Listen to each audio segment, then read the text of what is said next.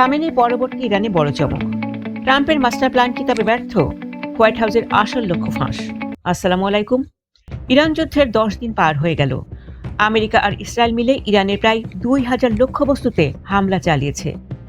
খোদ সর্বোচ্চ নেতা শাহাদাতের পর ওয়াশিংটন ভেবেছিল ইরান তাসের ঘরের মতো ভেঙে পড়বে, শুরু হবে গণ অভ্যুত্থান।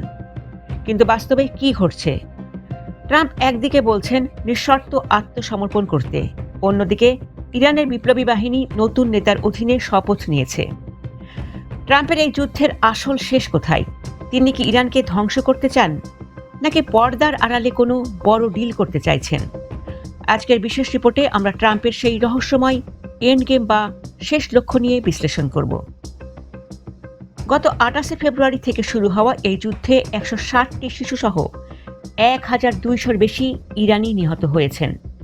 ট্রাম্প ভেবেছিলেন মাথা কেটে ফেললে শরীর অকেজো হয়ে যাবে, কিন্তু সবাইকে অবাক করে দিয়ে ইরান তাদের নতুন সর্বোচ্চ নেতা হিসেবে মোজতবা খামেনির নাম ঘোষণা করেছে।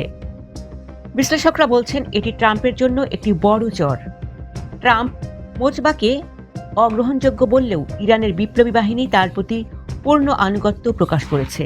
অর্থাৎ ইরানকে ভেতর থেকে ভেঙে ফেলার যে স্বপ্ন ওয়াশিংটন দেখেছিল তা আপাতত সফল হচ্ছে না।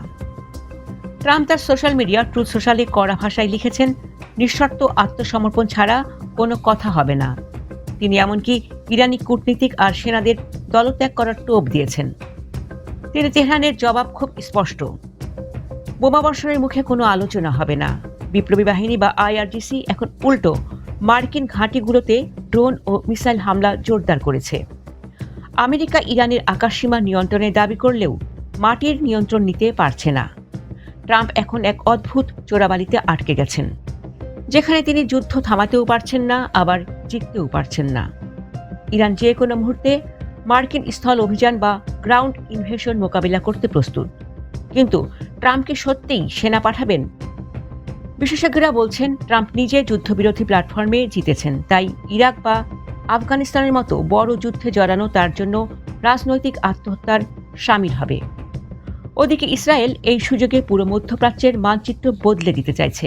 তারা চায় ইরানকে পুরোপুরি পঙ্গু করে দিতে, যাতে ভবিষ্যতে কেউ তাদের চ্যালেঞ্জ করতে না পারে। ট্রাম্প কি ইসরায়েলের এই উচ্চাভিলাষী প্রজেক্টের ঘুঁটি হয়ে থাকবেন? দর্শক, ট্রাম্পকে পারবেন ইরানকে দিয়ে সই করিয়ে নিতে, নাকি মোজতবা খামেনির নেতৃত্বে ইরান এক দীর্ঘস্থায়ী যুদ্ধে আমেরিকাকে ক্লান্ত করে দেবে? ট্রাম্পের এই অপারেশন এপিক ফিউরি কি শেষ পর্যন্ত আমেরিকার জন্য আরেকটি আফগানিস্তান হয়ে দাঁড়াবে? আপনার মূল্যবান মতামত কমেন্টে জানান। যুদ্ধের প্রতি মুহূর্তের ইনসাইড আপডেট পেতে ভিডিওটি শেয়ার করুন এবং সাবস্ক্রাইব করে আমাদের সাথেই থাকুন। ধন্যবাদ।